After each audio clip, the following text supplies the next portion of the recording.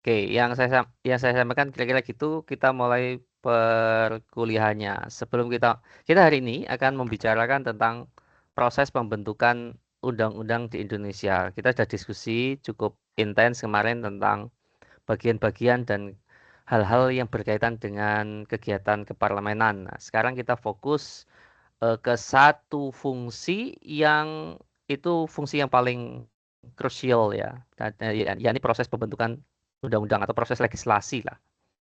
Nah, sebagaimana biasanya dulu kita pemanasan dulu, silahkan tonton video ini sebentar, sekitar 5 sampai 6 menit. Saya akan notice sebentar, lalu kita baru masuk ke perkuliahan. Ini video tentang kira-kira nggak usah Anda terlalu sibuk, tapi pilihlah hal-hal yang produktif. Silahkan Anda tonton, nanti di kisaran 6 menitan saya akan notice sebentar tentang hal ini.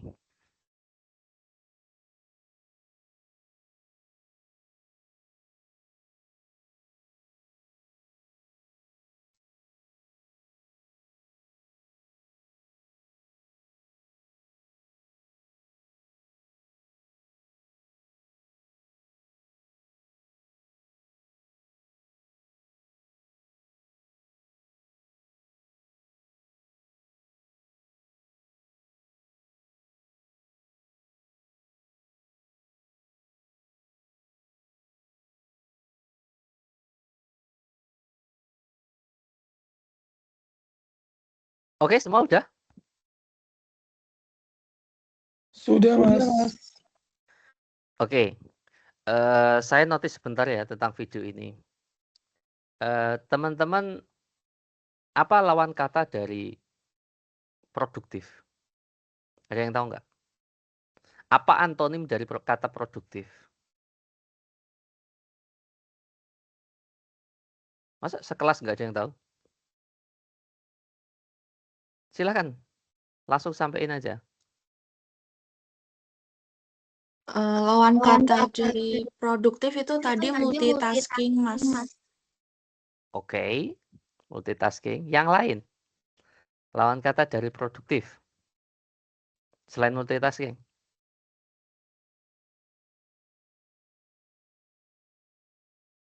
Yang keluar di kepala teman-teman, lawan katanya apa? Anda tidak perlu chat GPT atau Google, dinalar aja. Tadi membiasakan untuk penalaran. Apa? Isnan. Konsumtif, Mas, kalau menurut Ya. saya. Ya, lawan kata produktif itu konsumtif. Produksi konsumsi. Kita itu setiap hari ada banyak sekali kegiatan. Kita bisa memilih itu. Nah, pilihan kita itu bisa kegiatan-kegiatan yang produktif, bisa kegiatan-kegiatan yang konsumtif. Secara teoretik, baik di teori psikologi maupun teori ekonomi, siapa yang produktif, dia akan menang. Dia akan yang jauh lebih kuat, lebih strong. Contoh, negara kenapa ada di dalam ekonomi itu, misalkan ada negara maju dan negara berkembang. Negara maju, developed countries, itu punya kecenderungan negara mereka sangat produktif. Sebaliknya, negara yang developing countries itu punya kecenderungan untuk menjadi konsumtif, hanya berkonsumsi. Sederhananya kayak Indonesia itu termasuk agak konsumtif itu. Contohlah kita itu kan pengguna sosmed mungkin terbesar nomor sekian lah di dunia, mungkin 5 besar dunia lah, karena penduduknya sangat banyak. Tapi coba kita cek seluruh sosmed, IG, WhatsApp, YouTube atau apapun yang kita pakai hari ini, itu tidak ada satupun yang produk dari bangsa kita. Itu semua kita impor. WhatsApp dari Amerika, IG dari Amerika, mana dari mana, Line dari Cina dan lain sebagainya. Makanya kita negara yang konsumtif itu punya kecenderungan nggak terlalu ini. Sebaliknya misalkan ya negara Cina, mereka pakai WhatsApp nggak? Jawabannya enggak. Mereka pakai punya mereka sendiri, pakai Line. Korea sama, mereka pakai WhatsApp nggak? Ya mungkin ada. Tapi sebagian besar masyarakatnya pakai Kakao Talk. Nah, ini produk mereka. Atau macam-macam lah. Negara yang produktif itu punya kecenderungan untuk memastikan apa yang mereka lakukan, yang mereka produksi itu bermanfaat bagi kehidupannya. Nah, sama pada level yang lebih kecil, 24 jam yang kita miliki, kita itu mau pakai untuk sesuatu yang konsumtif atau sesuatu yang produktif. Even tidur kita itu bisa menghasilkan sesuatu yang produktif selama kita tidur di waktu yang memang saatnya tidur. Misalkan kamu skip tidur malam hari dari jam 11 jam sampai pagi, itu kamu tidak tidur. Kamu menggantinya di siang hari. Mungkin nggak? Mungkin. Banyak mahasiswa melakukannya nggak? Banyak. Teman-teman yang kuliahnya ngantuk dan lain sebagainya, biasanya skip tidur itu di malam hari. Nah, itu apakah pertanyaannya ketidaktidurannya itu, apakah sesuatu yang produktif? Pasti enggak. Karena tidur itu seharusnya sesuatu yang produktif jika dilakukan di waktu yang tepat. Ketika hormon melatonin harusnya keluar, dia diwajibkan untuk tidur supaya bisa recover seluruh fungsi tubuh. Itu contohnya. Itu baru tidur. Nah, apalagi waktu-waktu yang tidak tidur atau active day. Dari pagi sampai malam kita punya banyak sekali waktu, pilihannya kamu memilih untuk menghabiskan ke hal-hal yang tidak terlalu penting, hanya menghabiskan waktu, banyak sekali kesibukan, tapi tidak ada kegiatan yang secara produktif membuatmu bertumbuh. Maka itu hati-hatilah. Banyak mahasiswa itu penuh dengan kesibukan, tapi kadang dia melupakan kamu itu sebenarnya harusnya menumbuhkan dirimu. Sebanyak itu kegiatan itu dalam rangka apa? Jarang banget direfleksikan. Seolah-olah itu berjalan ongoing gitu aja, udah ngalir. Karena mindset waktu kita kecil, mungkin SD, SMP, SMA, makin banyak kegiatan, makin produktif. Hari ini jawabannya no. Kenapa? Mungkin di saat SD, SMP, SMA, kamu memang tidak terlalu punya banyak beban, sehingga membuat kamu banyak kesibukan. Automatically banyak kesibukan, banyak pengalaman, banyak experience, dan sebagainya. Tapi hari ini, Anda sudah menjelang dewasa. Anda harus mengatur prioritas. Teman-teman, kesibukan itu bisa di-set. Anda mau sangat sibuk sekali, mau tidak sibuk di masa dewasa itu sangat bisa. Cuma Anda harus hati-hati. Jangan terjebak dalam kesibukan yang tidak produktif.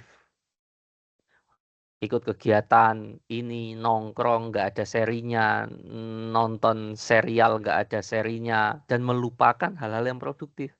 Maka mahasiswa yang kelihatannya diam-diam saja, tapi dia sibuk kursus bahasa Inggris, dia sibuk baca buku, itu akan jauh lebih growth secara eskalatif. Nah, video itu menjadi alarm bagi teman-teman supaya tidak buang-buang waktu. Karena banyak kesibukan itu belum tentu produktif. Karena bisa saja banyak kesibukan itu juga buang-buang waktu. Selama Anda tidak tidak tahu kamu itu growth apa jika melakukan aktivitas itu.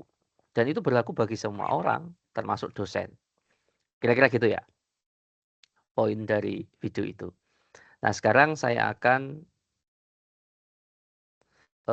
melanjutkan untuk mata kuliah kita. Mata kuliah kita hari ini kita akan membahas tentang proses pembentukan undang-undang.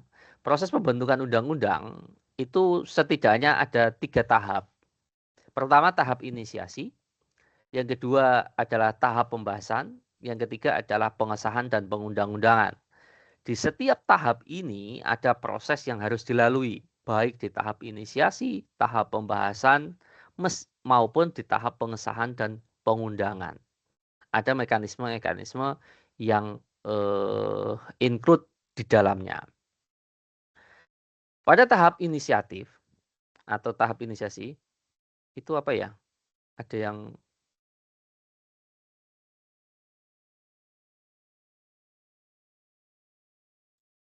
Oh, tak pikir ada. Anda boleh raise hand atau nanti ngomong ya kalau ada yang mau komen. Pada tahap inisiasi ada 2 tahap. Pertama adalah tahap perencanaan, yang kedua adalah tahap pengusulan. Jadi harus ada mekanisme perencanaan dan pengusulan di dalamnya. Nah, pada tahap perencanaan, pertama yang harus dilakukan oleh DPR adalah membuat prioritas RUU untuk 5 tahunan dan tahunan. Nah, Anda masih ingat nggak? Ini siapa yang ngerjain? Yang bikin daftar prioritas ini? Silakan dijawab aja, nggak apa-apa. Badan legislasi, Mas. Yes, yang bakal mengerjakan ini itu adalah badan legislatif yang dikenal dengan penyusunan prolegnas. Nah, karena prolegnas disusun untuk jangka menengah, yakni 1 periode atau 5 tahunan. Nah, nanti baru di breakdown di dalam tahunannya.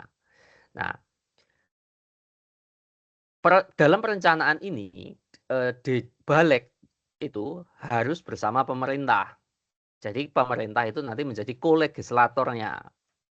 Jadi menjadi partner di dalam legislasi. Begitupun dengan DPD. DPD itu punya kewenangan untuk mengusulkan undang-undang atau memberi pertimbangan undang-undang. Punya balik. Nah, cuma untuk pengesahan, untuk persetujuan dia ditinggal. Dia ditendang, dia nggak punya kewenangan di sana. Saya kira udah dibahas di mata kuliah sebelumnya ya tentang bicameral. Nah, jadi balik itu masih boleh, DPD itu masih boleh membuat usulan, makanya di tahap perencanaan dia masih ada. Nah, memberi pertimbangan, memberi masukan, bahkan mengusulkan, tapi harus sesuai dengan bidangnya, harus sesuai dengan konteksnya. Misalkan, dalam Undang-Undang Minerba misalkan, RUU Minerba akan dibahas tuh.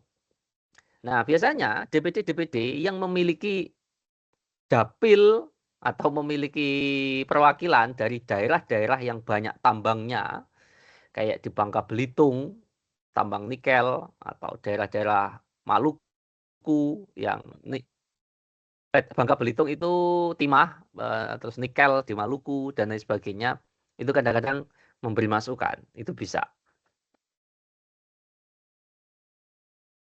Nah, kenapa kemudian harus menyusun prioritas? Ya, karena ini akan memberikan arah politik hukum. Akan memberikan arah politik hukum ke depannya. Sehingga kita itu sebagai warga negara akan ngerti itu. Bangsa ini itu sedang merencanakan apa? Sedang meregulasi apa? Sedang mengarah ke dalam. Jadi kayak kita itu kayak punya the next Indonesia itu kebayang dari basis regulasinya. Kita itu akan makin bulat, makin maju, ya itu tergantung dengan gambaran dari prolegnas itu. Apa aja yang menjadi concern serius eksekutif dan legislatif itu sangat tercermin dari prolegnasnya. Apakah bangsa ini mau ke level yang seperti apa, itu kelihatan. Misalkan, ya, contohnya membuang lagi-lagi RUU perampasan aset misalkan.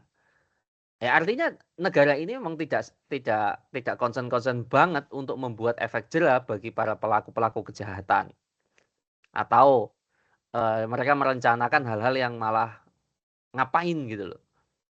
Revisi undang-undang KPK misalkan. Saya yakin suatu saat itu akan masuk prolegnas lagi. Mengingat pasti ini, kita itu agak arus balik hari ini itu benar-benar kayak dipukul mundur dalam banyak aspek gitu.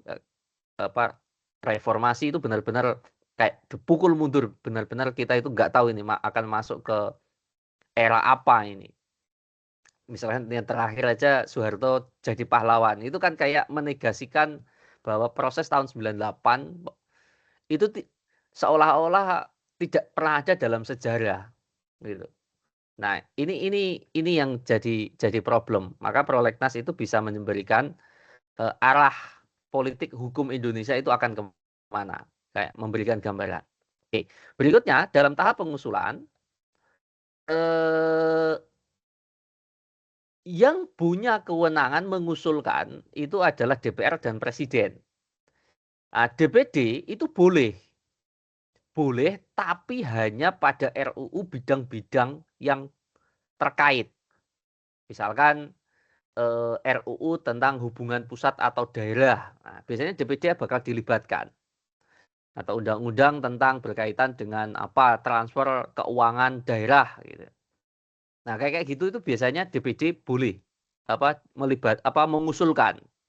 Jadi karena DPD itu berangkat dari logik yang berbeda, bukan dari partai politik yang dipilih secara langsung, tapi dia langsung mewakili dirinya untuk menjadi perwakilan kawasan atau regional tertentu, maka dia hanya dibatasi hanya mampu mengusulkan undang-undang yang sifatnya menyangkut relasi daerah. Di luar itu nggak bisa dia. Jadi memang kewenangannya benar-benar dibatasi. Yang mengusulkan tentu saja kalau nggak DPR, ya Presiden. Ada banyak RUU yang diusulkan Presiden, ada RUU yang diusulkan oleh DPR. Gitu. Nah, contoh RUU perampasan aset itu sebenarnya inisiatifnya dari pemerintah. Sebenarnya dari pemerintah. Tapi sudah lama sejak zaman SBY nggak jelas, yang hanya gitu-gitu doang.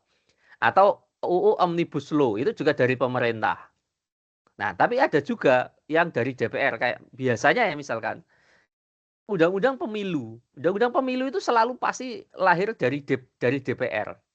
Dan selalu direvisi dan selalu masuk prolegnas. Jadi undang-undang ini adalah undang-undang yang selalu direvisi. Karena itu adalah undang-undang yang berkaitan dengan kemenangan masing-masing. Makanya kadang diusulkan DPR, kadang diusulkan Presiden. Mostly dua-duanya. Jarang banget yang diusulkan DPD. Saya tidak punya informasi undang-undang apa ya yang diusulkan DPD. Nanti mungkin kita bisa cari tahu dari internet lah. RUU apa yang pengusulnya itu DPD. Saya kayaknya agak tidak pernah tahu. Atau jangan-jangan memang nggak pernah mengusulkan. Nanti kapan-kapan kita coba cek. Nah, dalam pengusulan ini, nah ini yang menarik. Pada tahap pengusulan undang-undang itu tidak boleh tiba-tiba diusulkan ngerancang rapat, enggak bisa. Dia harus dilakukan drafting dulu. Harus ada dasarnya. Nah, dasarnya adalah ada naskah akademik. Begitupun dengan draft RUU-nya. Draft RUU ini tentu saja berubah-ubah terus. Karena masih draft RUU, jadi berubah-ubah terus. Tapi dia harus punya landasan. Landasannya ke sini, naskah akademik. Nah, yang ketiga adalah penjelasan dan urgensinya. Jadi selain ada draftnya, ada bagian penjelasan-penjelasan.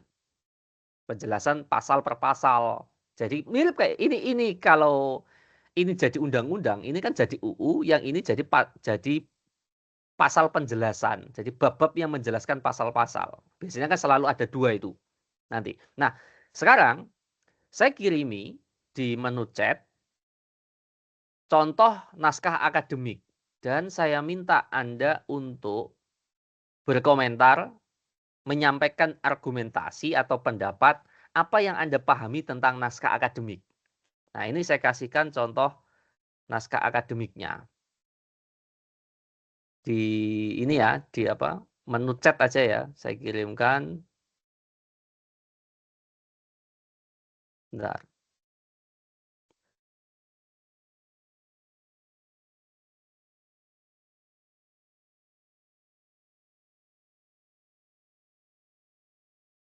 Nah, ini undang-undang yang sering kita bahas di kelas ya.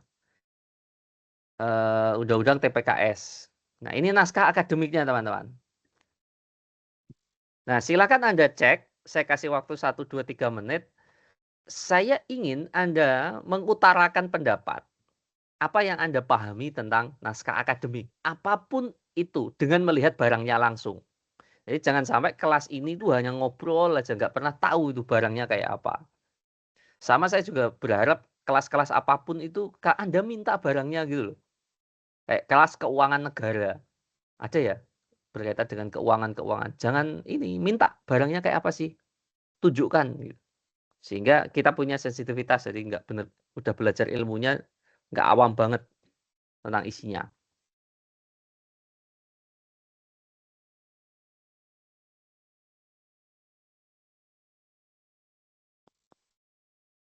Nggak usah dibaca ya, di skimming aja.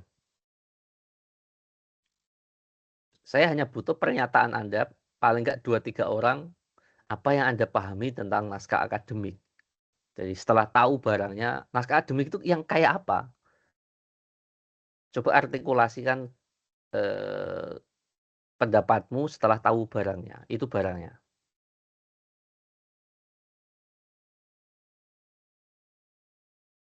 Silakan raise hand ya.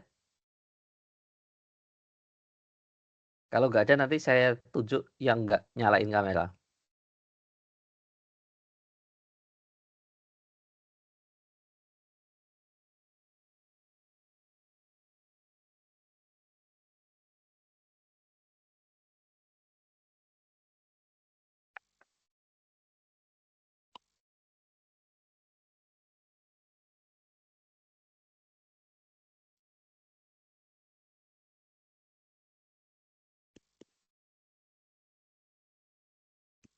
Oke.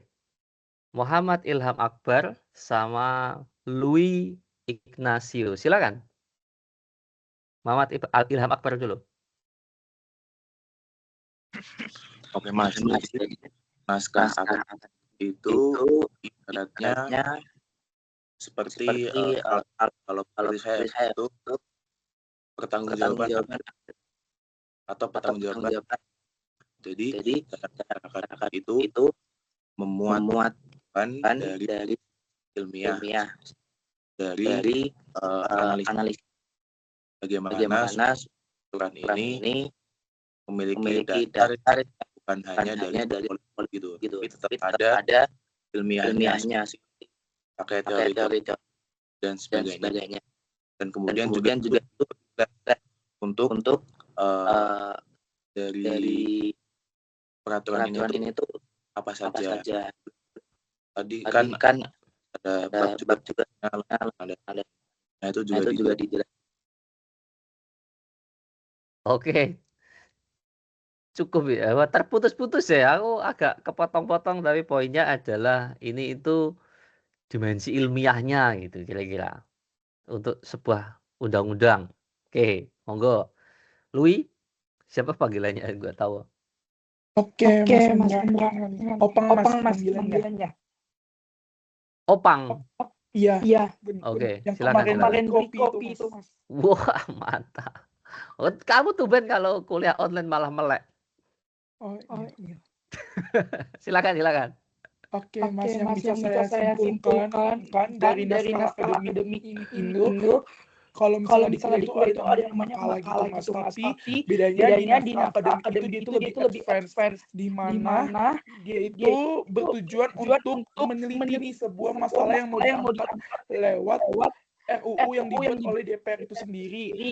Yang ini kan konteksnya itu untuk tindak pidana kekerasan seksual, di mana yang setelah saya skimming itu bahwasannya di sini tuh menjelaskan latar belakangnya kenapa sih RUU ini itu urgensinya itu ada di hadapan masyarakat, dan juga menampilkan berbagai data-data yang ada, lalu memberikan solusi juga atau rekomendasi apakah sekiranya dari naskah akademik itu RUU itu sesuai atau tidak. Itu sih Mas yang dapat saya ambil. Terima kasih.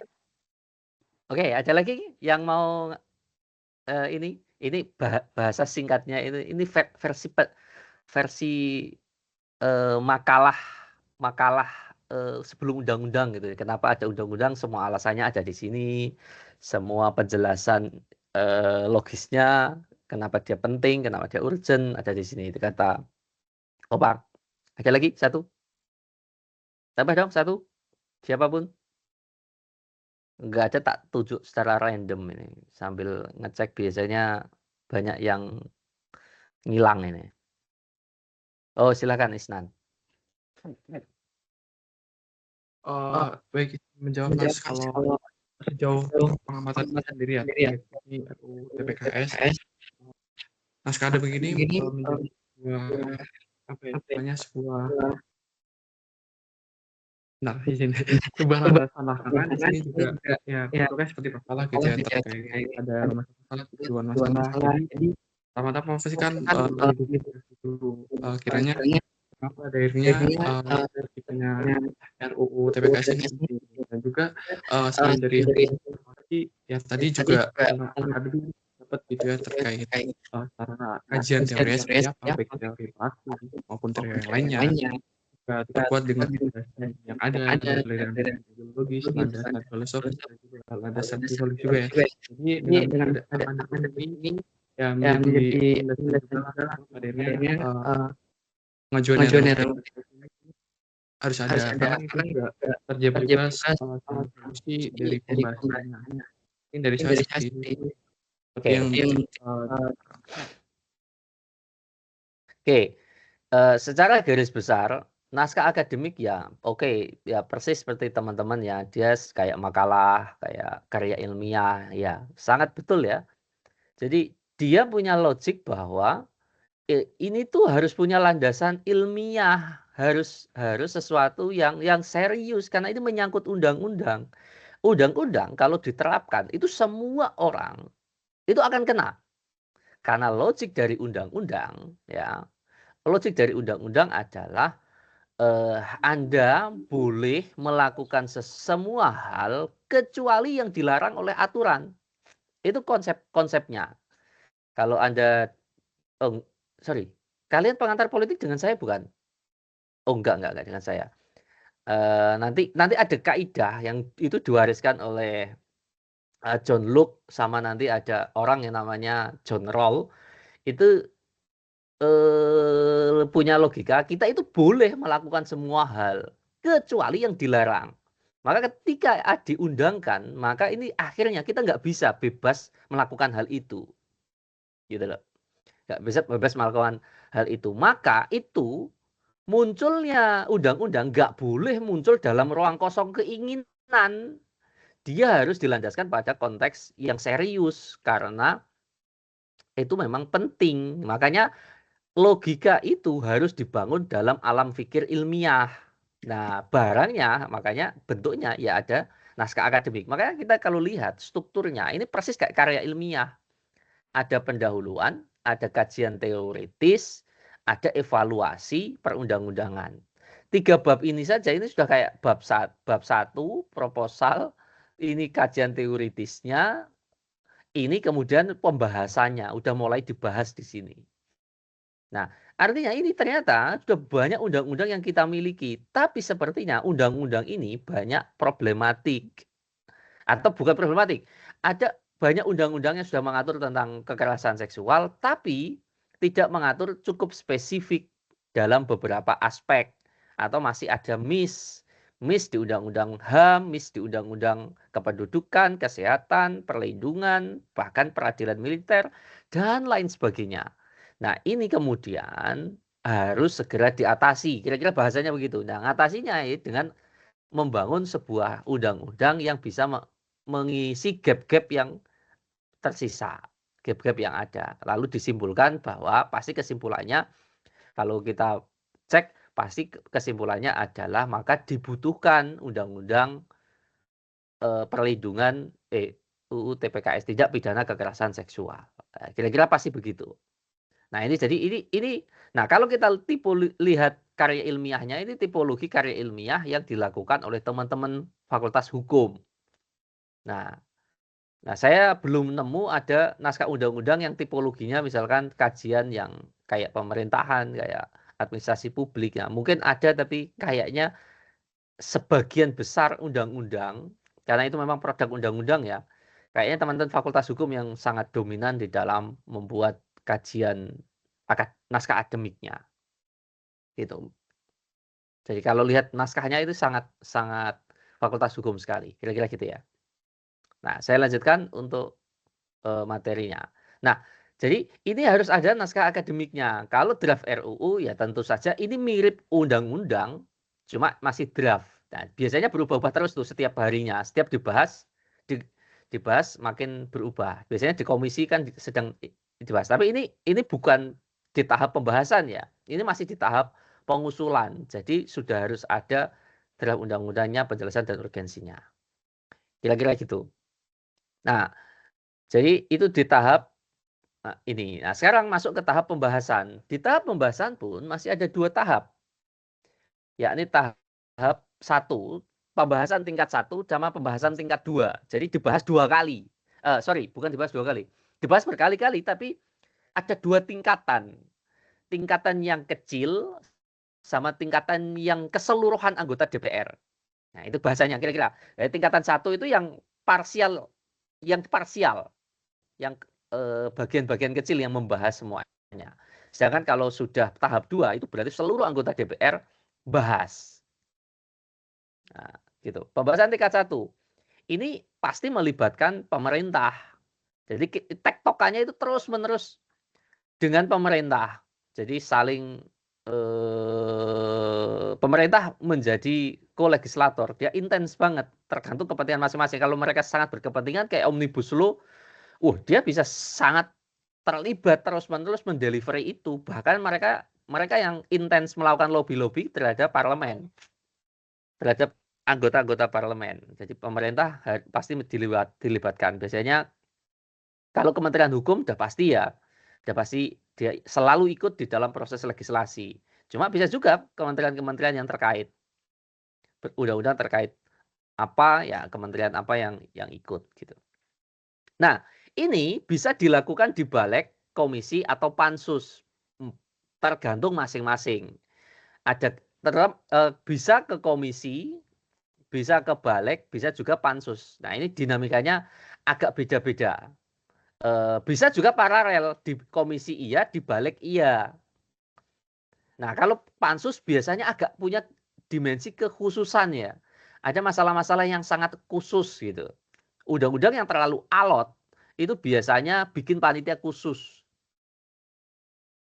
untuk menyelesaikan kealotan itu, biasanya begitu.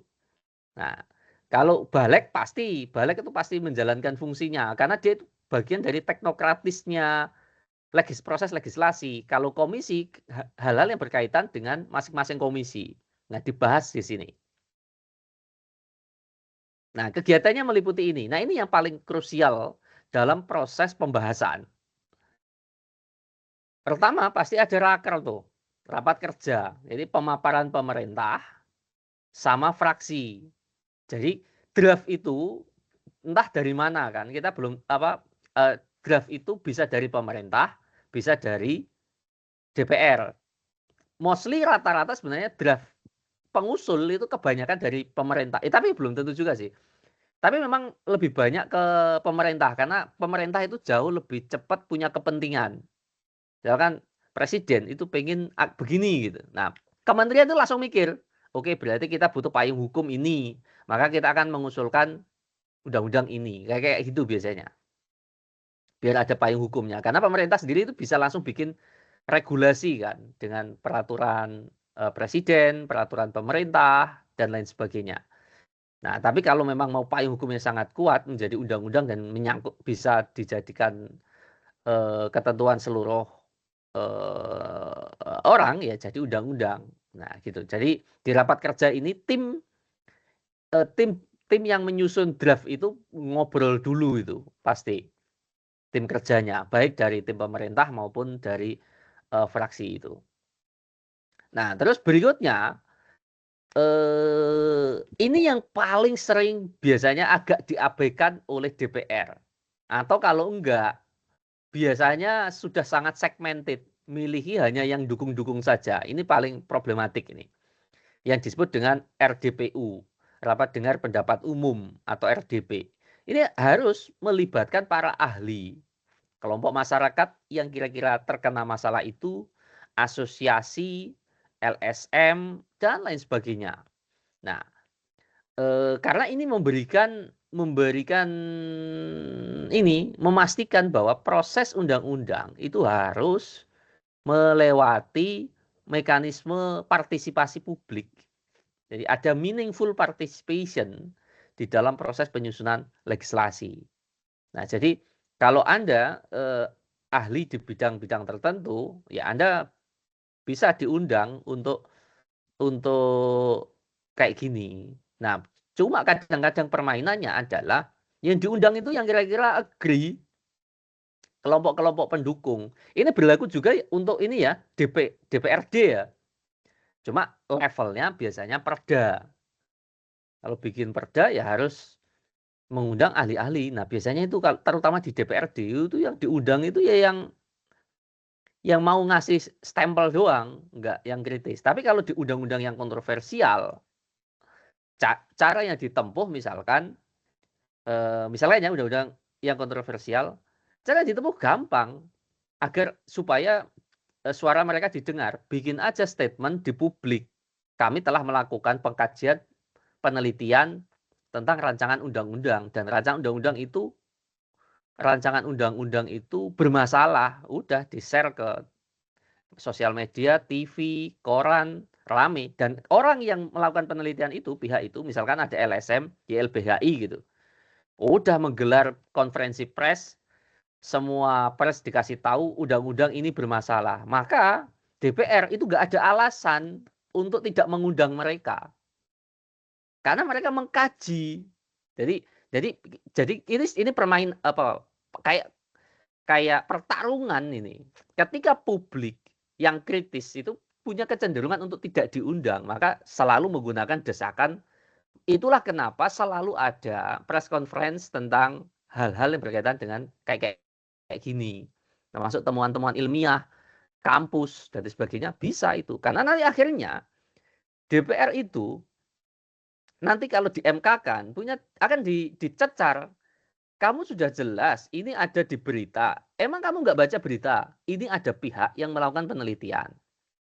Udah jelas-jelas mereka mempersoalkan gini. Kenapa di RPD kamu tidak punya kayak statement-statement mereka saat rapat dengar pendapat? Nah, jadi ini kayak pertarungan gitu. Jadi karena masyarakat sipil itu kan tidak punya ruang duduk membahas. Mereka ibarat itu teriak di luar dan harusnya teriakan di luar itulah yang didengar oleh perwakilan representasi, kan begitu konsepnya. Nah, cuma kadang-kadang para representator itu atau para legislator itu nggak bodoh amat ya malah bermain mensiasati supaya yang diundang itu yang kira-kira sudah oke-oke aja pemberi stempel. Nah, biasanya ini menjadi ruang negosiasi, maka banyak kelompok kritis di Republik ini yang masih terus-menerus teriak terhadap ketidakberesan. Dan itu penting gitu loh. Itulah kenapa kita itu belajar ilmu pemerintahan, itu politik, ya, agar negara ini nggak rusak-rusak amat gitu loh. Anda boleh belajar teknik sipil, belajar kedokteran, tapi kalau negara ini makin lama makin rusak, lama-lama juga nyangkut kehidupan kita, kan begitu konsepnya. Nah, terus panitia kerja. Nah, panitia kerja itu biasanya ditunjuk untuk panitia kerja itu kan kemarin saya sudah jelaskan, ada panitia kerja, ada pansus, ada panitia khusus kalau dia ditugasi untuk hal-hal yang secara spesifik dan besar. Besar itu artinya menciptakan perdebatan publik sehingga kadang-kadang dibentuk pansus. Nah, pansus juga bisa dalam konteks legislasi. Nah, sama panitia kerja juga sama. Panitia kerja itu bisa dalam konteks budgeting, dalam konteks legislasi, dalam konteks pengawasan. Nah, itu punya tugas untuk menyusun daftar inventaris masalah. Jadi dialah yang kemudian memetakan ada masalah apa saja di dalam RUU itu. Nah, jadi dia negosiasi. Nah, ada yang tahu nggak daftar inventaris masalah itu kayak isinya kayak apa sih? Kemungkinannya isinya kayak apa? Ada yang tahu?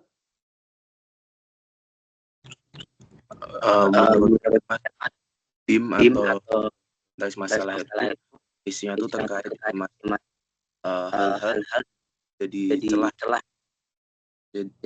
menjadi celah belum tentu undang terkait undang yang linear gitu. Kelihatan di situ misal di pasien belum mengatur tentang ini. Nah, itu jadikan daftar Mas. Oke. Ada lagi? Silakan. Ini saya tunjukkan the real politiknya itu DIM itu sangat signifikan. Ada yang punya pendapat DIM itu kayak gimana? Oke, saya tunjukkan barangnya sama dengan kayak tadi. Anda saya minta pendapat apa yang kamu pahami tentang DIM.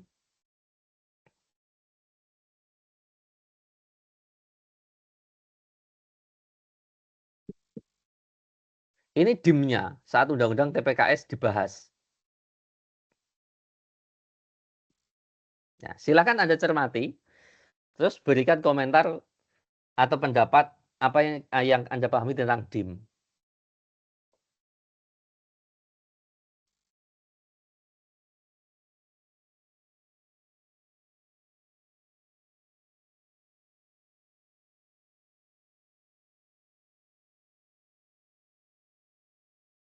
Sudah?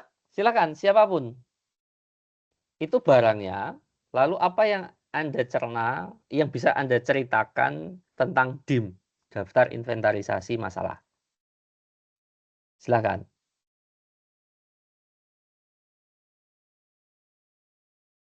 Jadi semuanya kalau bisa itu cek.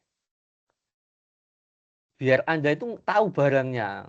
Yang selama ini didiskusikan, damdim ini apa? Nah, ini barangnya. Kayak gini barangnya. Nah, apa yang Anda pahami?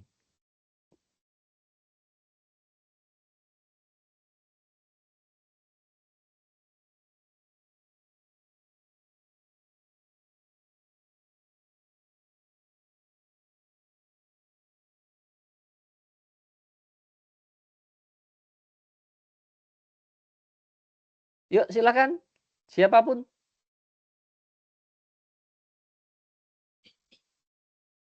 Oke, Arif, silakan.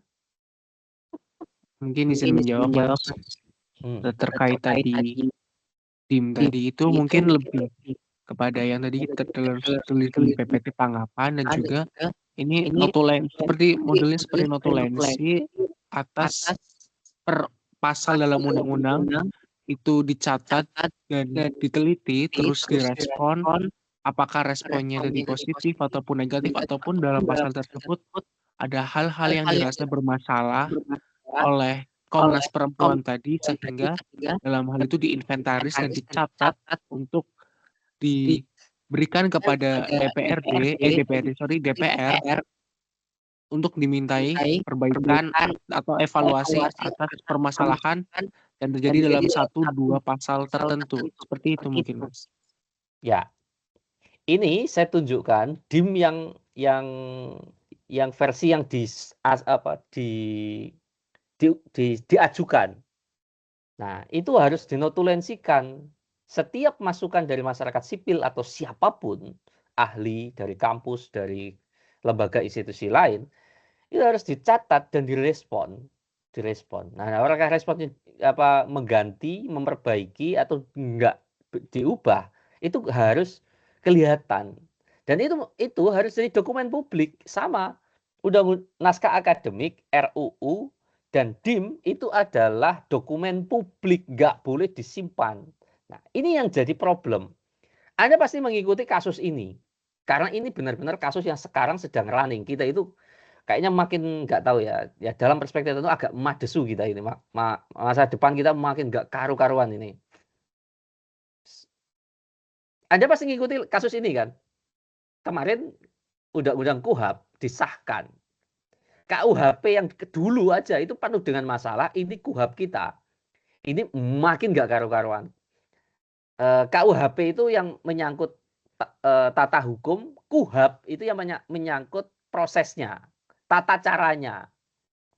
Nah, teman-teman ngikuti kasus ini nggak sih? Ngikuti nggak?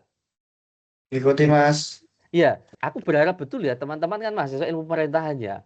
Mau nggak mau kalian itu akan membahas urusan-urusan publik. Kalianlah yang akan jadi garda depan untuk menjelaskan problem-problem publik di republik ini, di lingkungan sekitar Anda, di keluarga Anda, di siapapun.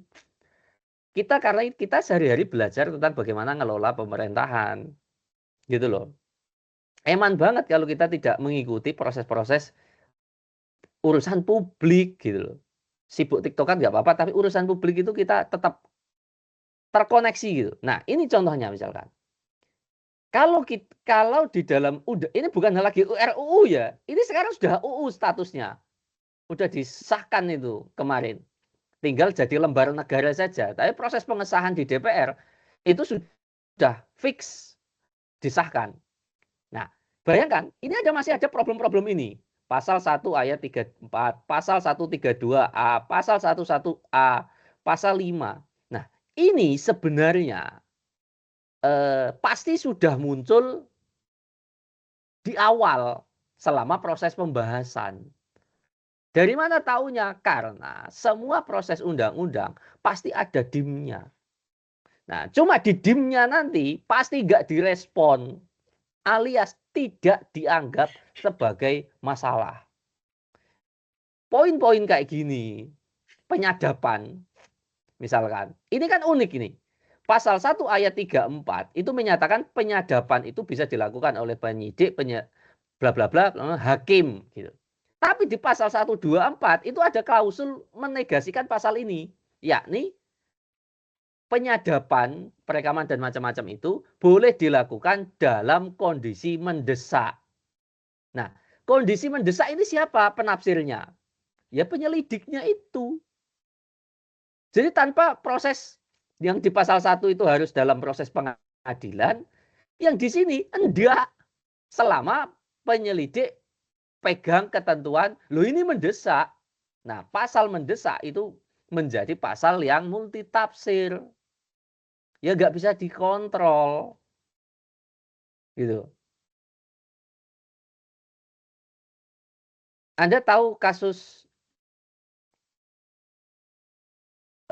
seseorang yang meninggal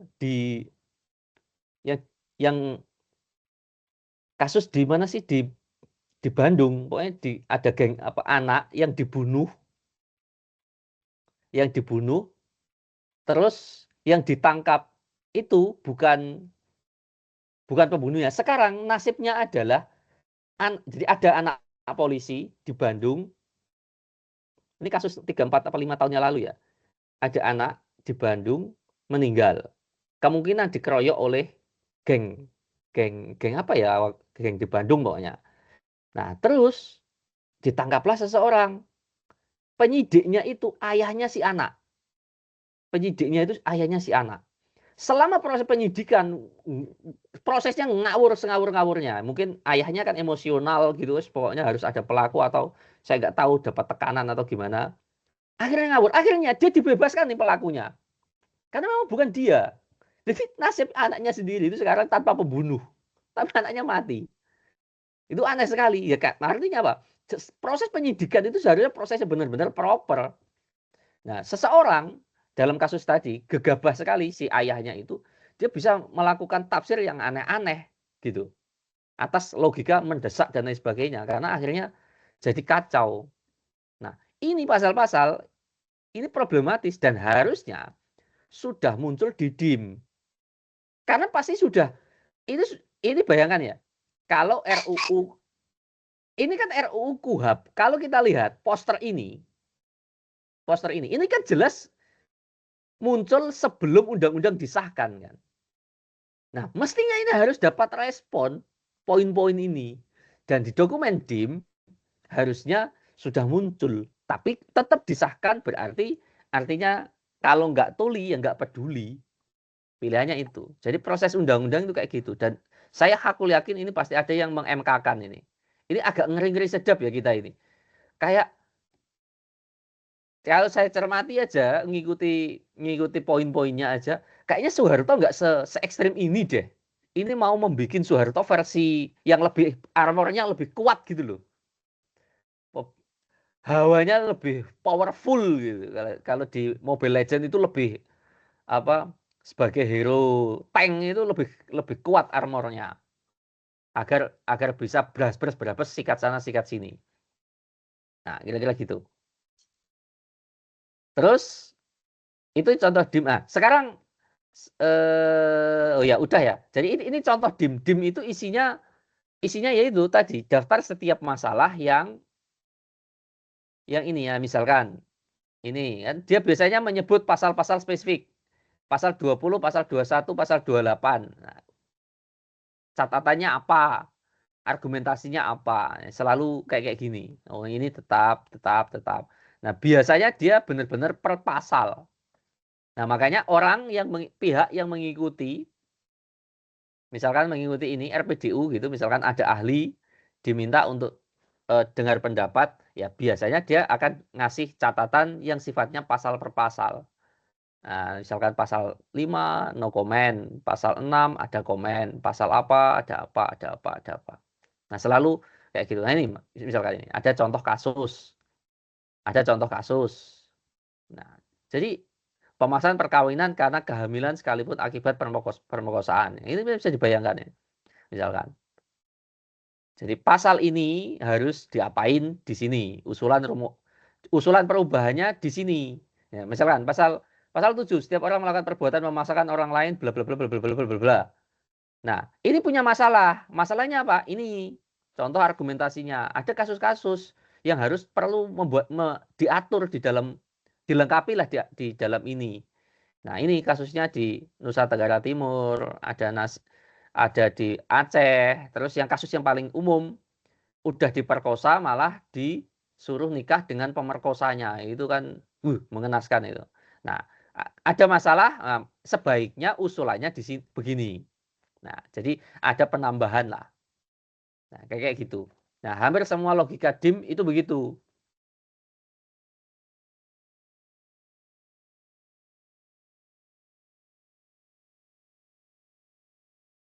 Nah, terus setelah kemudian proses-proses di panitia kerja sudah dilakukan, nah ada timus sama tim sin, tim perumus sama tim sinkronisasi mulai merapikan redaksional pasal-pasal termasuk konsistensi antar bagian.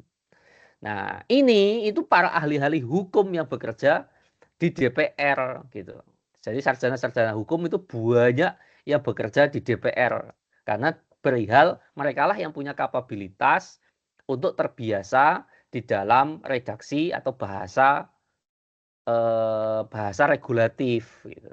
Nah, termasuk mereka mengecek konsistensi antar bagian dan lain sebagainya.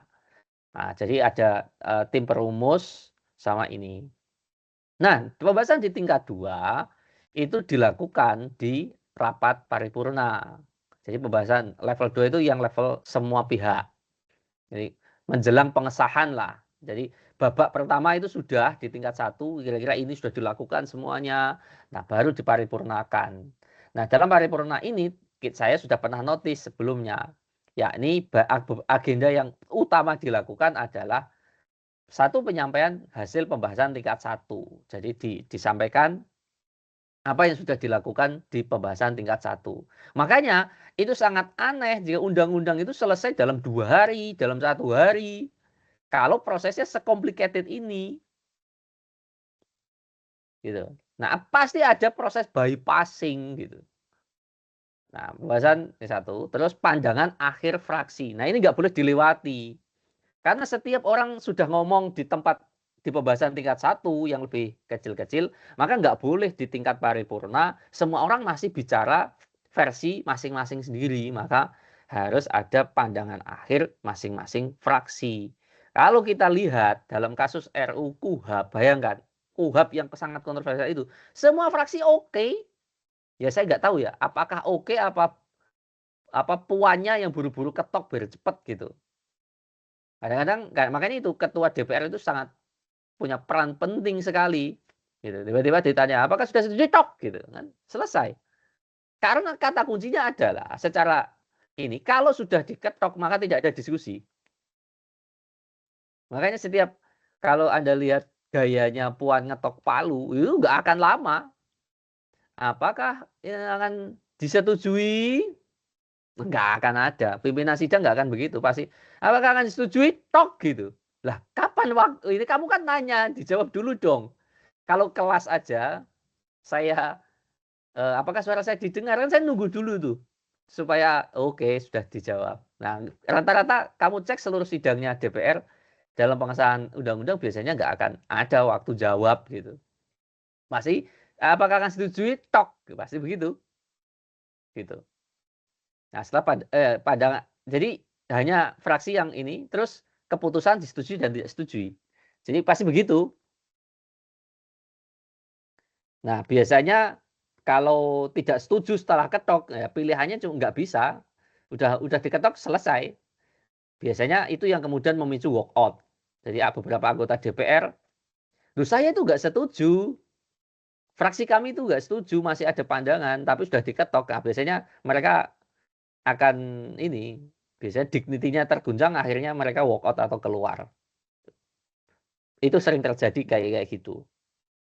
Nah, gini ya, jadi di paripurna itu penyampaian proses di tingkat 1, pandangan masing-masing fraksi. Jadi fraksi berarti ada 8 pandangan, 8 pihak ini disuruh ngasih statement akhirnya tentang undang-undang yang akan direncanakan, terus akhirnya disetujui atau tidak. Nah, setelah itu baru masuk tahap pengesahan dan pengundang-undangan atau pengundangan.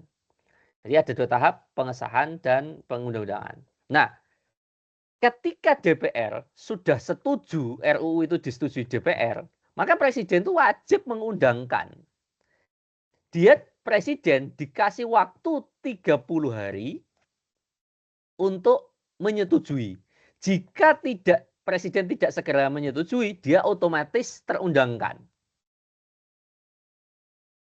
Jadi dia akan otomatis. Jika lebih dari 30 hari tidak segera ditandatangani, maka dia otomatis menjadi undang-undang. Sehingga prosesnya tidak lagi pengesahan presiden, tapi langsung ke pengundangan. Langsung masuk ke lembaran negara nantinya. Nah, jadi 30 hari ini kadang-kadang itu masih ini. Makanya kadang-kadang waktu yang jeda 30 itu masih sering terjadi kejadian kecolongan, alias tiba-tiba yang disahkan DPR itu berubah lagi nanti selama proses ini, terutama dalam redaksi. Nah, makanya benar-benar Anda pasti sering ya, untuk undang-undang yang kontroversial itu mesti naskahnya sulit dicari. Ketika undang-undang yang rame terakhir apa ya? Undang-undang paling ramai terakhir kita itu apa ya? Yang bikin demo besar-besaran. TNI. Benar, undang-undang TNI, betul. Undang-undang TNI itu, bayangkan anggota DPR itu bilang siapa Habibur Rahman itu. Saya nggak tahu juga ya. Kenapa anggota DPR siapa Habibur Rahman itu? Siapa namanya? Panggilan akrabnya ada yang tahu? Yang kemarin bilang muncul hoak di undang-undang KUHP banyak. Siapa itu? Dari Gerindra. Dia selalu yang pasang badan untuk yang begitu-begitu. Nah, dalam undang-undang TNI dulu, dia itu bilang, di masyarakat itu beredar versi yang beda-beda. Undang-undangnya itu beda-beda, itu banyak yang beredar salah itu. Nanti dulu. Undang-undang draftnya itu beda-beda. Itu ya kira-kira uploadannya DPR. DPR itu sering gonta-ganti file dan ketika di-download beda dengan satu dengan yang lainnya. Nah, terus masyarakat dituduh itu seolah-olah masyarakatnya yang menggonta-ganti. Nah, ini jadi problem. Ini sering terjadi ini. Termasuk undang-undang KUHP kemarin, itu draftnya itu hanya dikasih waktu 2 jam untuk di-download sebelum pengesahan. Ini draftnya itu kita publik tuh nggak bisa akses. Nah, kayaknya kita itu butuh aturan yang lebih strict deh tentang penyusunan undang-undang. Karena kita itu nggak pernah mengatur secara detail, misalkan ya, undang-undang kan harus ada naskah akademik, harus ada draft RUU, harus ada penjelasan. Harus ada, kata kuncinya itu harus ada. Publik harus dapat tahu. Problemnya, permainannya adalah DPR itu kalau upload sering delay. 1 jam sebelum pengesahan, beberapa menit sebelum apa gitu. Ini nggak segera muncul. Atau kadang-kadang muncul, tapi direvisi, muncul direvisi, muncul direvisi. Jadi nggak konsisten. Nah, ini kayaknya perlu dibuat kayak semacam prosedur yang mengatur tata cara yang lebih memberi asas kepastian tentang partisipasi publik. Gitu loh. Bayangkan ada banyak orang yang peduli Republik ini itu jauh lebih baik di masa depan. Mereka ngerti cara pembuatan undang-undang. Mereka ngerti regulasi mana yang mengancam kehidupan berbangsa bernegara. Tetapi mereka tidak punya ruang karena akal-akalan itu. Gitu. Nah, jadi ini sangat problematis. Sangat problematis di sana. Nah, pengesahannya maka otomatis ini. Nah, kemudian kalau pengundangan udah dia masuk ke lembar negara. Yang mengesahkan itu Menteri Hukum. Dulu Menteri Hukum dan HAM ya. Ini saya belum edit ini. Menteri Hukum, terus setelah disahkan dipastikan oleh Kementerian Hukum, maka dia masukkan ke dalam lembar negara menjadi undang-undang, Udah, dan itu wajib diakses ke publik karena undang-undang harus ini bisa di publik. Nah, kita belum punya undang-undangnya ini, belum diundang-undangkan untuk KUHAP ya. Karena masih ada 30 hari ini. 30 hari sampai pemerintah itu akhirnya mau tanda tangan apa tidak gitu kira-kira. Jadi pemerintah boleh nggak menolak? Boleh menolak, dan kalau menolak nggak jadi itu barang. Jadi presiden itu bisa menolak karena persetujuannya ini. Tapi presiden nggak boleh mendiamkan. Karena kalau mendiamkan lebih dari 30 hari, langsung jadi undang-undang tuh barang. Karena nggak boleh sesuatu yang sudah dibahas, sudah diputuskan, tidak punya kepastian. Jadi harus ada asas kepastian. 30 hari menjadi masa untuk memberi kepastian. 30 hari ini bahasanya itu masa tenggang. Pemerintah itu mau yes apa no. Bahasanya begitu. Nah, cuma kadang-kadang nakalnya itu malah draftnya berubah tanpa dikembalikan. Nah, kayak gitu. Jadi ini masih bisa ditolak oleh pemerintah, tapi bau-baunya jelas tidak mungkin. Karena pemerintah itu DPR, Partai Gerindra, dan koalisi gemuknya itu sudah pasti mendukung rencana ini. Jadi pasti KUHAP pasti beres. Karena dalam banyak aspek KUHAP ini juga pengusulnya pemerintah. Itu. Nah, tapi ada undang-undang tertentu yang mungkin tidak ditolak, tapi hampir jarang sih kita. Hampir nggak pernah malah. Tiba-tiba pemerintah itu menolak undang-undang. Pernah ding satu kali. Di zaman SBY. Undang-undang apa ya, saya agak lupa. Nah, nanti kita cari tahu. Nah, tapi pernah. Nah, sekarang kita coba memetakan masing-masing perannya. Jadi peran balik di sini itu sebenarnya sebagai konteks perencanaan dan mengharmonisasikan legislasi. Jadi proses garda teknokratisme itu sebenarnya dibalik. Makanya orang yang kerja di balik itu banyak sekali sarjana hukum.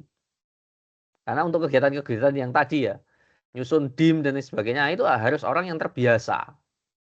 Nah, tentu saja kita nggak terlalu fokus di sana, tapi minimal Anda itu ngerti, oh DIM itu kayak gitu. Sehingga ketika ingin terlibat di dalam proses, oh prosesnya kayak gitu. Mencermati pasal per pasalnya. Jadi balik ini melakukan harmonisasi dan harmonisasi, pembulatan, pemantapan terhadap RUU yang masuk dari anggota komisi DPD gitu. Dia juga membahas RUU yang akan diparipurnakan. Jadi semua proses undang-undang pasti melewati balik. Ada yang kalau komisi kadang dilewati, kadang enggak. Ya, walaupun sebagian besar harus dilewati.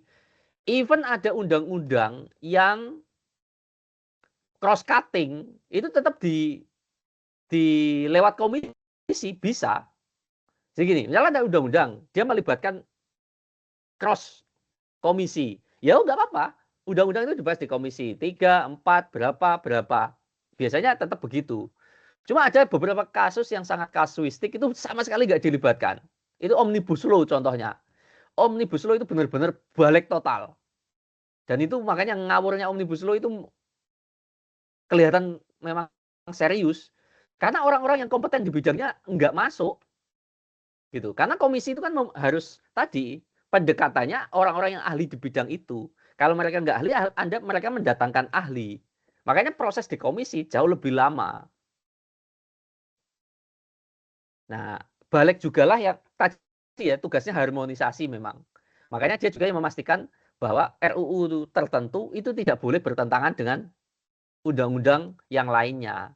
Karena itu rawan dibatalkan MK kalau bertentangan dengan undang-undang yang lainnya.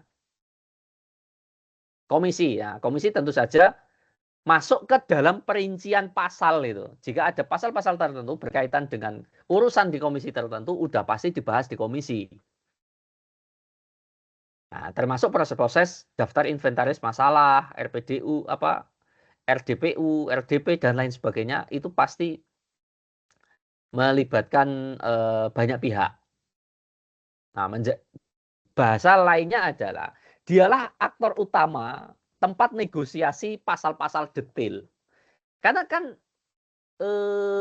the evil is in the detail. Setannya itu kan ada di detail-detail pasal. Makanya di komisilah yang membahas secara lebih terperinci. Itu proses negosiasi. Yang proses alotnya itu sebenarnya di komisi. Kalau di balik itu jatuhnya nggak terlalu dalam pembahasannya. Karena mereka bukan keahlian. Mereka balik itu logiknya itu palu gada gitu. Nah, kalau komisi itu benar-benar spesifik. Makanya mereka ahli-ahli di bidang itu. Setidaknya punya pengalaman panjang di bidang itu. Nah, kalau pemerintah udah 50 ya, 850. Kalau pemerintah memang sebagai kolegislator, dia yang tadi selalu menghadirkan kementerian teknis terkait undang-undang apa, kementerian teknisnya apa, terus sama Kemenkumham. Kemenkumham terus kadang-kadang itu kantor staf presiden. Nah, kantor staf presiden itu biasanya untuk komunikasi kepentingan-kepentingan presiden biasanya. Nah, pemerintah juga bisa mengajukan DIM versi mereka dan bernegosiasi dengan panja dari DPR ya.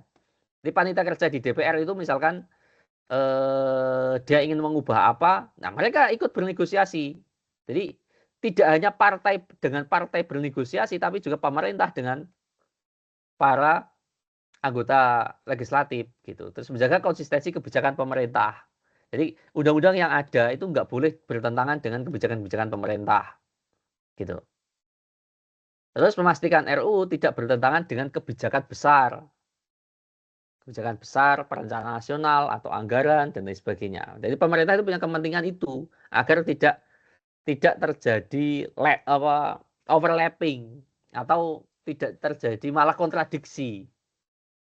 Nah, dalam proses undang-undang tiga pihak inilah yang punya signifikansi penting, yakni Balik, Komisi, dan pemerintah.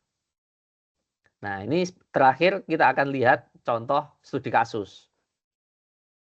Omnibus Law. Konteks lahirnya Omnibus Law itu sebenarnya untuk menyederhanakan regulasi. Jadi begini teman-teman. Saat itu Jokowi itu resah. Ngundang investor untuk nanam modal ke Indonesia itu susah. Ngundang Apple untuk bikin pabrik di Indonesia. Lama prosesnya nggak jadi. Terus terakhir kali kemarin juga sama kan. Dulu dilakukan negosiasi di masa Jokowi, terus gagal di masa Prabowo. Itu Hyundai pokoknya perusahaan Korea. Mobil apa sih? Apa gitu. Nah, akhirnya ada keinginan, udahlah ini proses-proses regulasi ini terlalu banyak, investor jadi males karena kita itu kebanyakan undang-undang. Memang negara yang kebanyakan undang-undang itu punya kecenderungan negara ini lamban dalam pembangunan. Makin banyak undang-undang itu menunjukkan makin nggak beres proses-proses publik di negara itu. Memang iya sih. Nah, dia punya keinginan. Dan tapi juga sama sih. Birokrasi makin gemuk, kabinet makin gemuk, udah pasti makin nggak jelas. Kayak gitu. Ingin disederhanakan. Nah, menyederhanakannya jadi rumit karena ternyata penghambat investasi itu tersebar di sekian puluh undang-undang yang beda-beda. Di undang-undang minerba, di undang-undang apa, di undang-undang apa, di undang-undang apa. Nah, makanya mau dibikin undang-undang payung yang bisa merevisi tanpa mengganti satu-satu persatu undang-undang itu. Nah, makanya dibuatkanlah yang disebut dengan Omnibus Law, undang-undang palu gada untuk menyederhanakan ini. Nah, tujuannya dengan undang-undang baru, iklim investasi menjadi lebih ramah investor gitu. Para orang-orang yang punya duit kalau mau naruh uang di Indonesia jadi lebih seneng karena regulasinya gampang, efisiensi dan lain sebagainya. Jadi membuat senang investor lah untuk datang. Cuma punya problem masalah substansinya ternyata bikin onar. Nah, apa saja yang bikin onar? Oke, nanti saya bahas apa saja bikin onar, tapi dinamikanya kira-kira ini. Dalam selama proses pembuatan undang-undang itu, ini undang-undang yang sangat cepat, bayangkan. Ini undang-undang yang bakal mengganti secara otomatis banyak sekali pasal di undang-undang yang berbeda-beda. Ada puluhan undang-undang yang kena konsekuensi gara-gara undang-undang ini. Prosesnya itu pemerintah ngebet banget. Jadi bahkan kantor presiden itu terus-menerus kantor presiden dan Kemenkumham itu saat itu terus-menerus yang bernegosiasi. Tidak hanya pemerintah yang terus-menerus sangat kelihatan ngotot ingin segera dieksekusi, prosesnya pun itu langsung kebalik tanpa ada proses di komisi. Karena ini kan undang-undang harusnya urusannya spesifik banyak, tapi malah kemudian membypassing. Boleh nggak? Secara regulatif boleh. Tapi akhirnya betul yang terjadi. Bypassing ini akan menghasilkan sebuah proses yang sangat tadi. Setannya itu ada di detail. The devil is in the detail.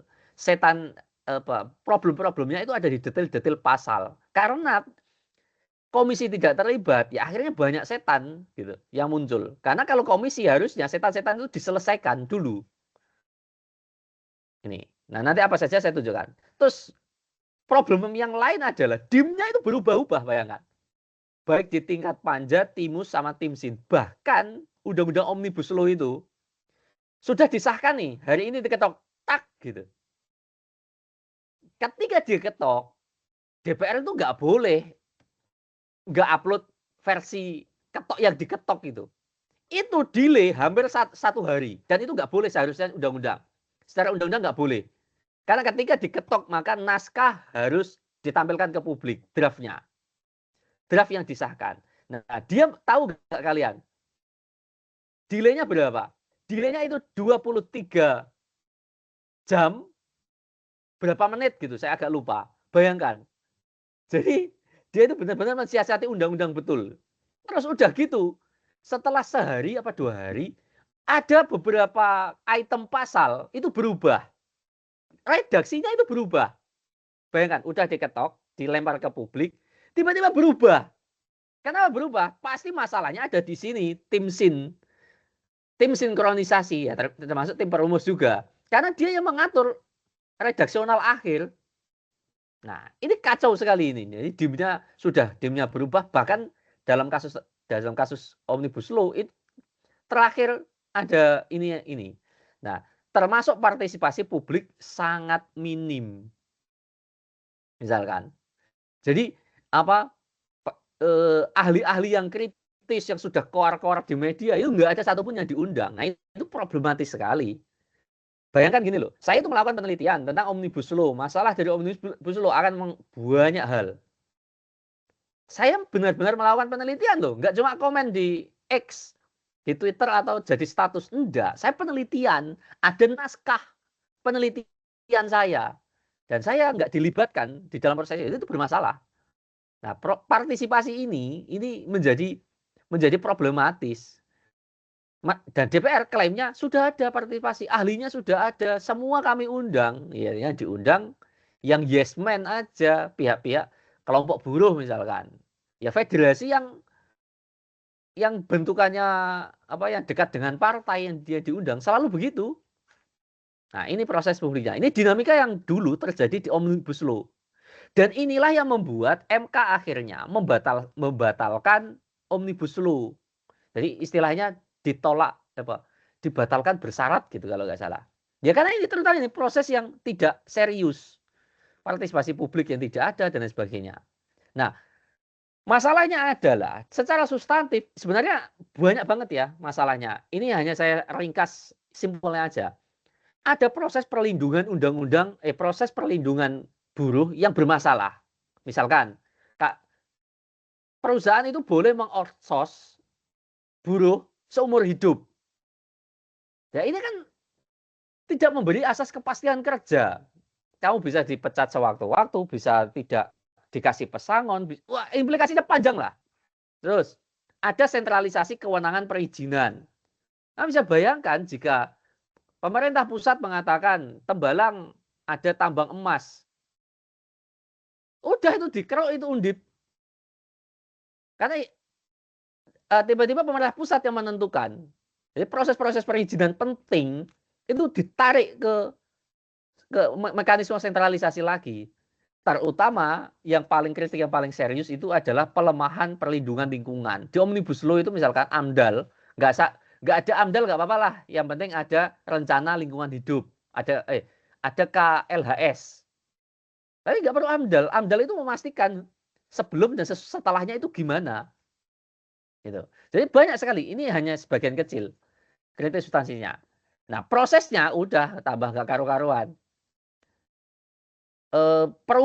Bayangkan di dalam paripurna draft itu harusnya cuma satu, karena itu yang akan jadi acuan sikap pandangan fraksi. Tapi ternyata draftnya itu beda-beda. Ini undang-undang yang sejak diupload itu berbeda-beda terus.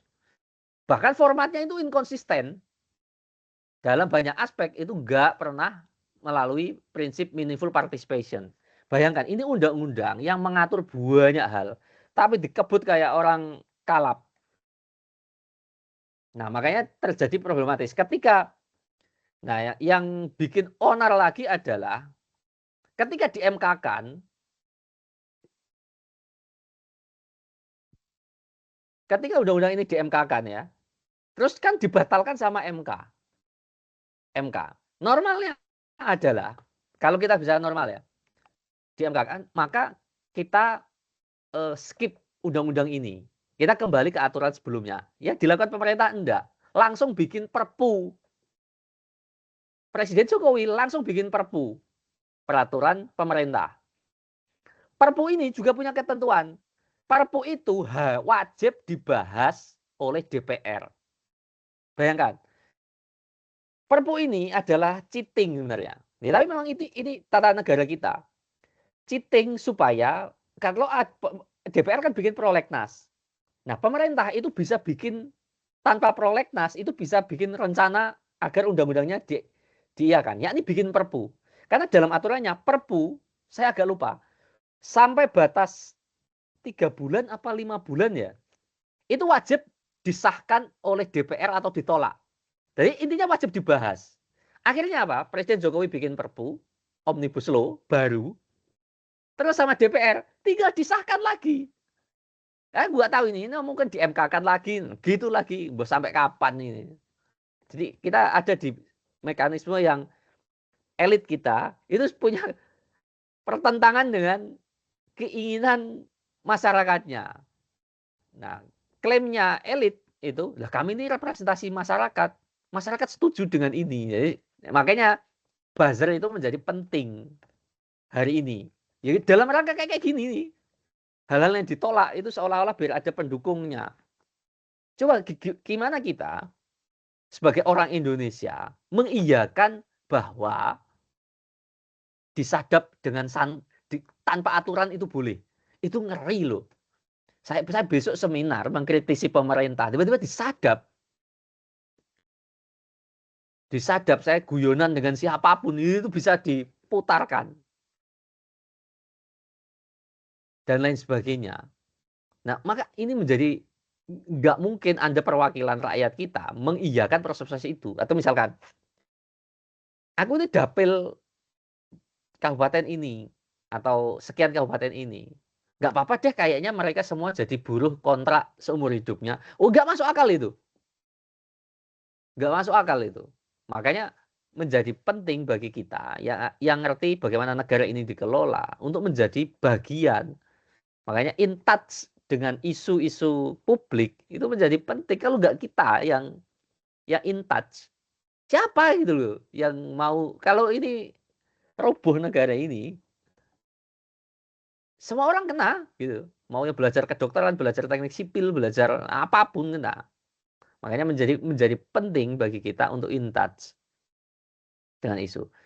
Nah, kurang lebih proses legislasi yang di dalam proses undang-undang saya sudah jelaskan bagaimana prosedur formalnya, termasuk bagaimana dinamika politik yang sering kita hadapi dalam konteks kasus-kasus yang pernah terjadi di Indonesia.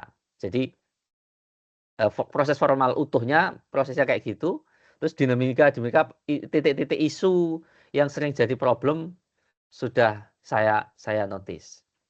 Terakhir, sebelum saya tutup, saya minta minimal ada 1 pertanyaan.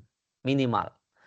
Saya agak punya kegelisahan serius, ngajar serius, tapi nggak pernah ada yang nanya serius itu loh. Itu menggelisahkan saya. Nah, yang bagus ini ada 2, lumayan lah. Siapa tadi? Oh, cuma 1 ternyata.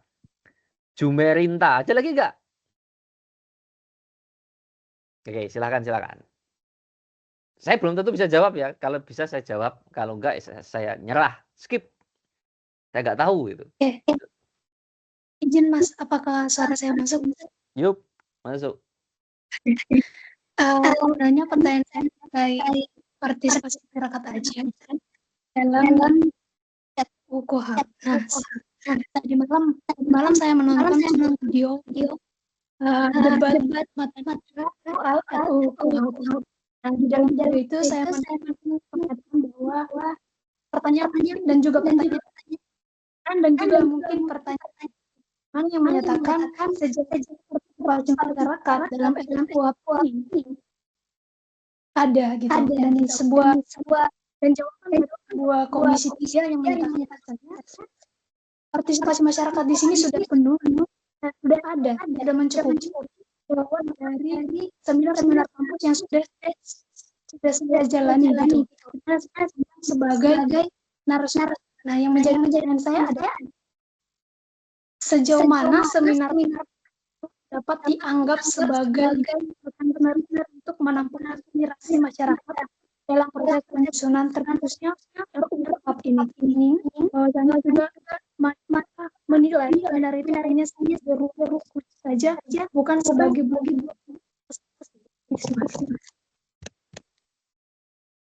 Oke, ada lagi kah yang lain? Silakan. Mungkin juga terkait yang UKUHAP ya, ini kemarin kan di bulan Menteri Hukum itu hadir Mas untuk membahas seminar segala macam, dan dalam konferensinya dia yang banyak wartawan yang menanyakan tentang UKUHAP dan segala macam. Bagi saya sebagai orang awam itu statement dia itu bisa dibilang mampu memutarbalikkan fakta dan opini yang seperti misal yang ada di poster RUU tentang penyadapan. Dia dengan tegasnya menjawab bahwa itu akan diatur dalam undang-undang atau rancangan undang-undang penyadapan yang selanjutnya akan dibahas dalam prolegnas DPR. Selanjutnya terkait dengan tanpa izin hakim, dia bilang bahwa hal tersebut itu akan dilakukan dalam situasi di luar ataupun ketika memang perkara-perkara itu di luar jangkauan negara, seperti misal di wilayah 3T dan segala macam, sehingga perlu adanya sistem tersebut atau operasi tersebut. Nah, terkait waktu itu ada yang mengatakan tentang masalah Polri dalam diskusi tidak boleh menjadi salah satu pemimpin atau lembaga negara, itu juga dijawab secara normatif. Tetapi jawaban-jawaban tersebut itu terutama juga ketika Habibur Rahman, ketua Komisi 3 itu mampu memutarbalikkan dan opini sehingga masyarakat yang mendengar atau melihat menganggap bahwa yang memang mengkritik seperti kita ini itu dianggap ya itu hanya menyerang kontrak dari pemerintah, mungkin ada kabar dan segala macam. Ya mungkin pertanyaan saya bahkan Mas statement Rihoku sendiri bahwa RUU KUHP ini juga didukung dan banyak ilhami oleh profesor hukum di Undip. Jadi memang salah satu yang akhirnya menciptakan dukungan di masyarakat dan masyarakat menganggap bahwa RUU KUHP ini atau KUHP yang baru ini seperti undang-undang biasa dan tidak ada bermasalah. Jadi bagaimana pertanyaannya bagaimana kita mahasiswa menjawab mungkin itu. Oke, tak respon sepengetahuanku ya. Saya juga mencermati ada kecenderungan ketika ada kritik publik itu selalu dijawab ini sudah sesuai dengan sudah melibatkan partisipasi masyarakat. Selalu punya kecenderungan. Makanya diksi yang dipakai oleh MK itu bukan adanya partisipasi, tapi ini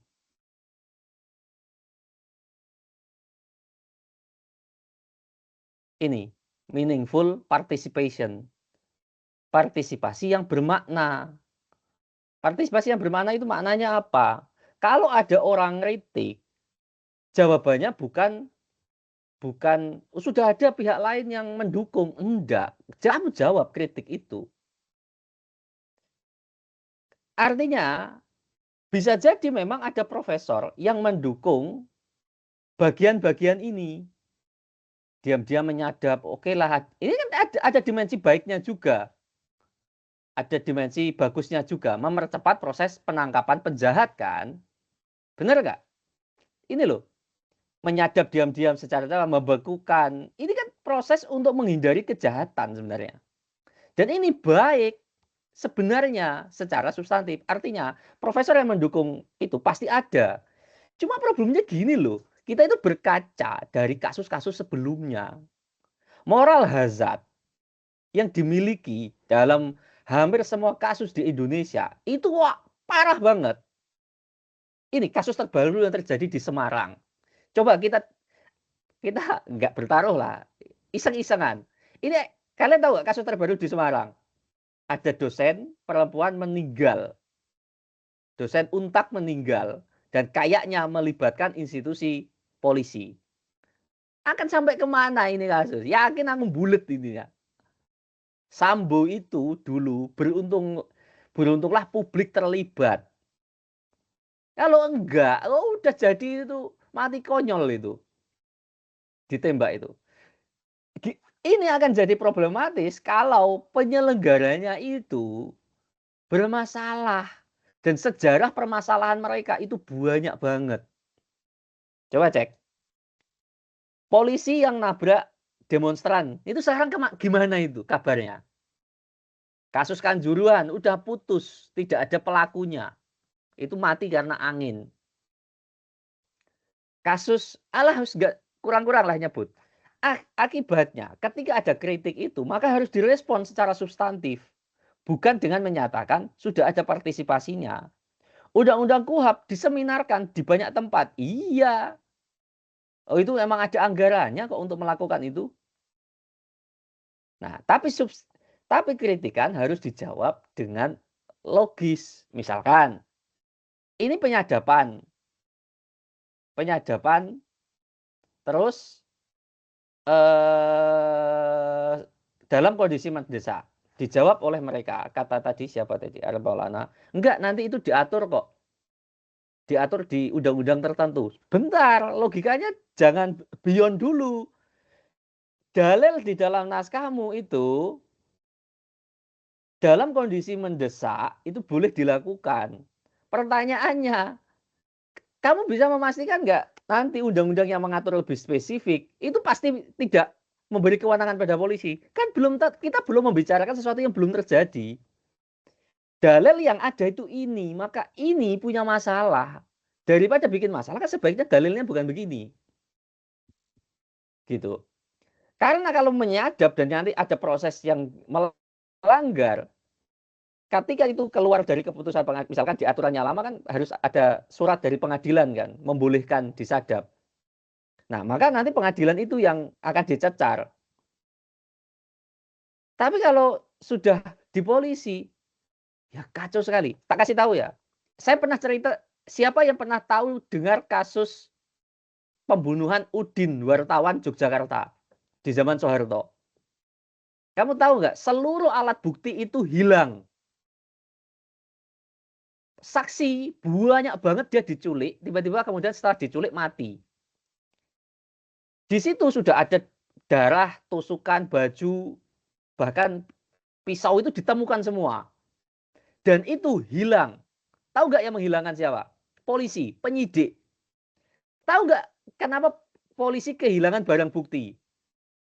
Ada satu penyidik, dia berangkat ke Gunung Kidul, melarung atau membuang seluruh alat bukti itu ke Laut Selatan dengan tujuan supaya dapat petunjuk dari Nyai Roro Kidul. Itu yang terjadi. Serius, saya nggak bohong. Kamu googling itu kasus. Kasus itu berhenti gara-gara seluruh alat bukti itu hilang. Gara-gara penyidik itu katanya bumbat, kepalanya pusing. Saya ingin cari petunjuk Nyai Roro Kidul. Dibuang itu. Nah itu kan, bayangkan itu, tafsirnya mendesak, ini saya sudah pusing. Saya cari petunjuk gaib aja lah. Tafsir mendesak itu menjadi kacau manakala ini. Nah, makanya ini. Nah, makanya ketika ada, hati-hati betul kita mensikapi, udah ada partisipasi kok, udah ada seminarnya di mana-mana. Kita punya kosakata yang disebut dengan meaningful participation. Makna dari meaningful adalah kalau ada kritik terkait masalah, harus direspon masalahnya. Bukan dengan dipindah, sudah ada partisipasi lain. Sudah ada profesor yang membolehkan, yang memberi justifikasi. Loh, poinnya enggak itu. Poinnya adalah kalau ada yang bertentangan, kamu harus respon dulu, kasih kepastian bagi yang menentang. Gitu. Karena prinsip di dalam hukum adalah Anda itu boleh melakukan apapun kecuali yang dilarang. Maka proses menentukan pasal dilarang, kamu itu tidak boleh. Itu harus melibatkan kepentingan publik. Carilah suara-suara yang menentangnya supaya ketika ini dilarang semuanya sepakat. Jangan fokus yang mendukung, apalagi yang mendukungnya sekumpulan buzzer ya, kacau republik ini kan begitu.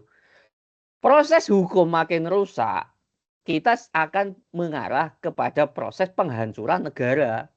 Bubarnya negara itu sangat mungkin bisa, teman-teman. Udah banyak negara yang bubar. Pasca tahun 2000 negara bubar itu masih ada. Nah, kita kan tentu saja nggak mau yang terjadi kayak gitu. Makanya proses hukum jangan makin mengarah ke yang buruk. Kita tuh kan punya ekspektasi ya, polisi itu direformasi. Menjadi profesional, menjadi orang-orang yang educated, enggak arogan, menjalankan mekanisme kewenangan dan senjata yang dia miliki itu dengan penuh profesionalitas. Bukan malah ditambahi kewenangan yang makin mengerikan. Reformasi belum dilakukan, malah dikasih kewenangan yang mengerikan. Siapapun bisa jadi korban. Kalau bukan Anda, bisa saudara Anda, bisa tetangga Anda, bisa siapapun jadinya. Akhirnya di kehidupan sosial kita ngeri, punya masalah dengan polisi. Kamu seteru dengan tetanggamu polisi, wah, makin ngeri kita. Karena mereka dipenuhi dengan tadi tank full armor. Nah, kira-kira gitu. Jadi kata kunci untuk jawaban kedua teman kita tadi, kita harus concern ke dalam konteks meaningful participation. Meaningful participation adalah memastikan bahwa suara kritik itu direspon, bukan diabaikan. Direspon tidak hanya direspon kalimat loh ya, tapi direspon apa jawabannya. Kami tidak setuju dengan ini. Nah, makanya, kalau cara meresponnya itu hoax dan lain sebagainya, ya nggak begitu. Kok bisa hoax? Nah, makanya coba deh cermati anggota DPR yang statement itu kayak gimana arahnya. Kalau merespon problem-problem di pasar. Saya itu sebenarnya kalau ada yang punya dokumen punyanya Habibur Rahman, saya sebenarnya pengen minta. Saya kemarin kontak ke teman di Jakarta, saya pengen minta itu. DPR kan bilang, ini hoax, kami sudah bikin rilis. Nah, saya itu pengen sebenarnya dapat rilisnya, pengen baca. Isinya apa sebenarnya? Cara mereka menjawab kritik itu gimana, saya juga penasaran betul. Nah, kalau ada yang tahu nanti tolong japri saya ya, kirimin dokumennya. Saya sedang cari dokumen itu. Kemarin sore itu kan. Nah, itu penting. Kira-kira gitu ya. Semoga aku nggak tahu itu menjawab atau tidak, tapi kita itu jangan pernah terjebak oleh omongan bahwa sudah ada partisipasi itu artinya boleh. Enggak. Dalam konteks undang-undang itu ada konteks kita, semua undang-undang itu akan melarang kita, melarang untuk banyak hal lah. Nggak boleh seksis ke orang lain, undang-undang TPKS. Nggak boleh ngirimin video porno ke orang lain yang tanpa persetujuan, tanpa consent, itu dilarang undang-undang. Padahal guyon, nggak boleh. Kamu bisa kena masalah, ada pasal pidananya. Logik dari undang-undang itu melarang kita untuk tidak boleh berbuat banyak hal. Gitu loh. Misalkan gini, sama kayak tadi. Kita itu kan pengen semua obrolan kita itu hanya kita yang tahu kan. Kita guyonan segacor apapun dengan teman, dengan pacar, atau dengan siapapun, itu kan pengennya hanya kita yang tahu. Tiba-tiba ini bisa disadap dengan enteng, dengan alasan mendesak. Kata kunci mendesak itu sakarepe. Terserah, nggak jelas-jelas amat. Kan ngeri itu. Nah, artinya kita nggak bisa lagi, dilarang lagi untuk tadi membuat pembicaraan yang sangat private. Lah apa enaknya hidup nggak bisa ngobrolin hal yang private sesuka gue. Di kehidupan sosial, ketika beraktivitas, kita itu udah banyak sekali pembatasan kan. Masa hanya untuk pembicaraan yang kita pastikan itu aman, ternyata tetap nggak aman. Kan ngeri gitu. Kan ngeri itu situasinya. Makanya nggak boleh penyadapan itu dilakukan terserah, nggak boleh. Hanya benar-benar yakin itu kejahatan, maka baru disadap. Makanya prosesnya harus diatur sangat ketat. Nah, kalau orang nggak jahat, orang nggak macam-macam, tapi kita punya masalah sosial dengan salah satu pihak kepolisian misalkan, terus disadap kan kacau sekali. Kita bisa dijatuhkan dalam semua hal, karena pembicaraan privat itu harus di wilayah privat. Gitu. Itu baru satu pasal, lah. Itu apalagi yang lain-lain ini. Mengambil laptop, data, dan sebagainya. Gimana coba? Sesuka hatinya. Gitu. Kan kacau. Nah, kira-kira itu. Cukup? Cukup, teman-teman? Dijawablah. Cukup? Cukup, Pak. Cukup, Mas. Cukup, Pak. Oke. Saya akhiri kalau gitu. Saya harap semuanya live ya. Saya akan update grup kalau ada yang live. Biasanya yang nggak live itu yang sudah hilang dari tadi itu biasanya. Oke, saya akhiri. Assalamualaikum warahmatullahi wabarakatuh. Terima kasih, Mas Hendra. Waalaikumsalam. Terima kasih. Terima kasih, Mas. Terima kasih, Mas.